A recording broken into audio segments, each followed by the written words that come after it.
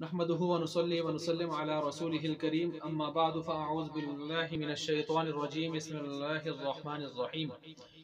مسئلہ آپ کے سامنے رکھ رہا ہوں وہ یہ کہ کیا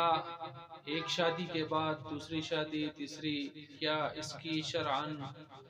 پہلی بیوی سے اجازت لینا ضروری ہے؟ کیا یہ اس کا حق ہے کہ اس سے اجازت لی جائے؟ تو یاد رکھیں یہاں پر دو چیزیں ہیں، ایک ہے شریعت یعنی شرعی مسئلہ، اور ایک ہے اخلاقی مسئلہ۔ تو شریعت کے اعتبار سے دیکھا جائے تو خاوند کو اللہ تبارک و تعالیٰ نے مرد کو جو ہے 4 شادیوں تک بیک وقت یعنی 4 بیویاں شادیاں کرنا اور رکھنے کا اختیار اللہ تعالیٰ نے دیا ہوا ہے، اور اس میں کسی قسم کی کوئی قید نہیں لگائی کہ وہ کس سے اجازت لے گا اور کس سے اجازت نہیں لے گا، مطلقاً اجازت دی ہے۔ صرف یہ ہے کہ خاوند کی ضرورت ہے بشری لحاظ سے، یا اور اس کا جو ہے وہ اس کے شوق ہے، اور اس کے پاس جو ہے دنیاوی ذرائع بھی اچھے خاصے موجود ہیں، اور دوسری تیسری شادی کرنے کے بعد وہ مساوات بھی صحیح طریقے سے نان نفقہ سکنا باری وغیرہ کسی لحاظ سے کر سکے گا، ان چیزوں کی پابندی کر سکے گا، تو پھر اس کے لیے بالکل اجازت ہے، بلکہ اس کو ترغیب دی گئی ہے اس حوالے سے۔ اور جہاں پر یہ آیا ہے فَانْكِحُوا مَا طَابَ لَكُم مِّنَ النِّسَاءِ مثنى وثلاث ورباع، وہاں مثنى سے اللہ نے بات کو سٹارٹ کیا ہے کہ 2 2 3 3 4 4، اور ایک کا ذکر تو اللہ نے بعد میں کیا ہے کہ اگر یہ نہ ہو سکے تو پھر ایک ہے، اور یہ بھی نہ ہو سکے تو پھر باندیاں ہیں، اور اگر وہ بھی نہ ہو سکے تو پھر حدیث میں ہے کہ وہ روزے رکھیں۔ تو اس لیے شرعی اعتبار سے یہ جواز تو قرآن کریم کے اندر سورہ نساء آیت نمبر 3 کے اندر موجود ہے، کوئی مسئلہ نہیں ہے۔ البتہ اخلاقی اعتبار سے عرف و عادت کے لحاظ سے بھی یہ اس کا بھی ایک تقاضا ہے، اور وہ یہ ہے کہ نیا گھر بساتے ہوئے کہیں ایسا نہ ہو کہ اپنا سابقہ گھر اجاڑ دے، اور نئی خوشیاں لینے کے لیے اپنی پرانی خوشیاں بھی برباد کر دے، کہیں ایسا نہ ہو۔ اس لیے پہلی کو اطمینان میں لینا اور اعتماد میں لے لینا، اور تاکہ بستا ہوا گھر جو پہلے سے ہے وہ اجڑ نہ جائے، اور خود خاوند کے لیے حالات پیچیدہ نہ بن جائیں اور سنگین نہ ہو جائیں۔ اور نیز آج کی جو عدالتیں ہیں ان کے اندر تنسیخ نکاح کے لیے جو گراؤنڈز رکھے گئے ہیں اس میں ایک یہ بھی ہے کہ اگر عورت اس کو بنیاد بنا کے آ جاتی ہے کہ میرے خاوند نے میری اجازت کے بغیر دوسری شادی کی، اب میں نہیں رہنا چاہتی، اور نکاح کی تنسیخ کی جائے، تو وہاں ایک گراؤنڈ کے طور پر بھی اس کو باقاعدہ وجہ کے طور پر بھی رکھا گیا ہے، تو یہ بھی ذہن میں رکھے۔ اگرچہ شرعی اعتبار سے یہ وجہ تنسیخ نہیں بنتی۔ اور یہ بھی ہے کہ شوہر کو کہیں قید اور جرمانے کی سزا وغیرہ کا سلسلہ بھی نہ ہو جائے، جو پیچھے ایوب خان وغیرہ کے سلسلوں میں رکھا ہے ان کے قوانین میں۔ تو اس لیے کسی بھی قسم کی معاشرتی قانونی پیچیدگیوں سے بچتے ہوئے، سماجی پیچیدگیوں سے بچتے ہوئے اخلاقی طور پر اس کو اجازت یا اعتماد میں اس کو لے لینا چاہیے۔ شرعی اعتبار سے کسی قسم کی کوئی پابندی نہیں ہے، صرف وہ باتیں ہیں جو پہلے میں کر چکا ہوں۔ شرعی اعتبار سے میں نے آیت پیش کر دی ہے سورہ نساء کی آیت نمبر 3، اس کو دیکھ لیں، اس میں بالکل بات ہی 2 سے شروع کی ہے، پھر 3 اور 4، اور اس کے بعد 1 پہ اور باندیوں پہ اور پھر روزوں پہ بات گئی ہے۔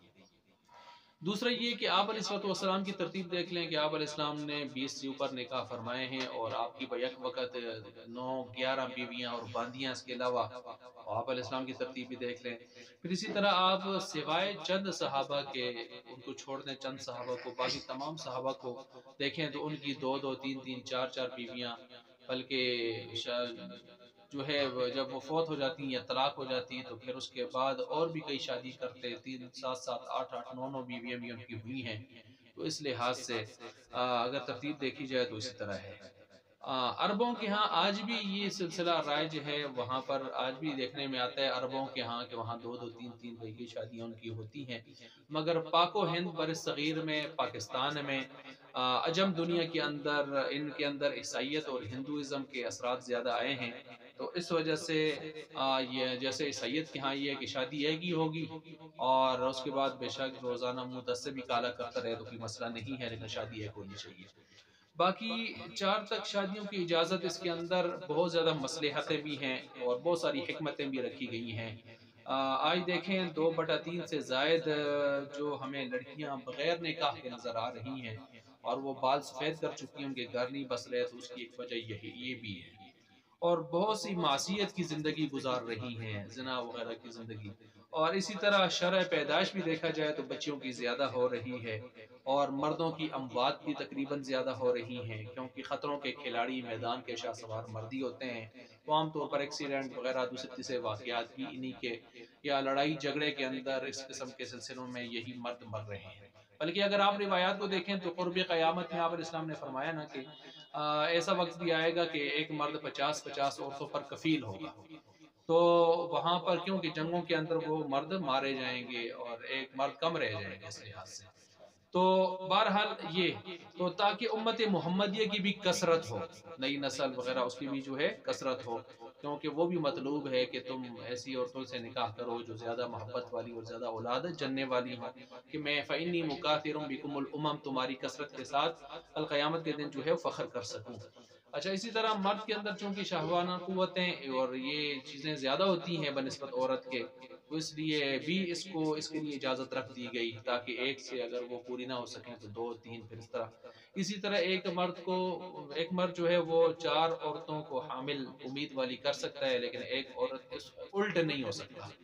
یہ وجہ بھی ہے۔ اسی طرح مرد الرجال قوامون علی النساء، مرد حاکم ہے اور حاکم ایک ہوتا ہے اور محکوم کئی ہوں گی، تو عورتیں محکوم ہیں تو اس وجہ سے محکوم کئی ہوں گے، عوام محکوم ہوتے ہیں جیسے، اور بادشاہ ان کا ایک ہی ہوتا ہے۔ تعدد ازواج کا معاملہ ایک فطری معاملہ ہے، یعنی ایک شوہر اور کئی اس کی بیویاں ہو سکتی ہیں، یہ آسمانی مذاہب میں پہلے کے بھی اور دیگر جو مذاہب ان کے اندر بھی معاملہ فطری ہی رہا ہے۔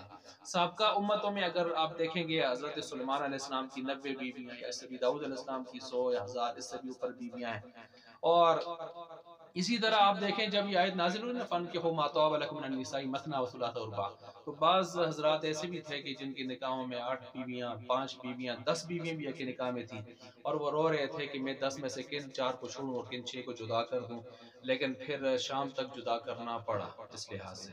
روتے روتے بھی۔ تو یہ دیکھیں اس وقت دور جاہلیت میں بھی ترتیب یہ چل رہی تھی کہ ایک شوہر اور کئی اس کی بیویاں،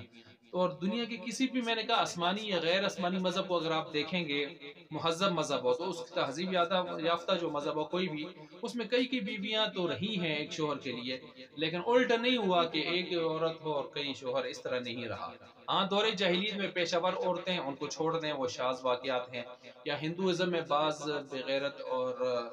دیوس مزاج کے جو ہندو کارستانیہ ہیں ان کو چھوڑ دیں کہ ایک عورت اور پورا خاندان اور کئی بھائی اور یہ سلسلے چھوڑ دیں، باقی تقریباً میں نے کہا آسمانی سماوی سامی مذاہب ہوں یا اس کے علاوہ کوئی بھی دوسرا مذہب بھی ہو، عام طور پر یہی رہا ہے کہ ایک مرد کئی عورتیں تو رہی ہیں، یہ ترتیب رہی ہے۔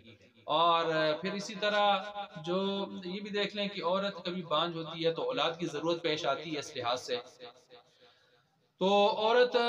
جب بانجھ ہوتی ہے اولاد نہیں ہوتی تو خاوند کو اولاد کا اشتیاق ہوتا ہے، تو ظاہر بات ہے وہ دوسری شادی پہ آتا ہے۔ اسی طرح جو ہے عورت مریضہ ہو اور اس کی خواہشات کی تکمیل نہ ہو سکتی ہو تو پھر اس کو بھی ظاہر بات ہے طبی اعتبار سے اس کی خواہش رہتی ہے۔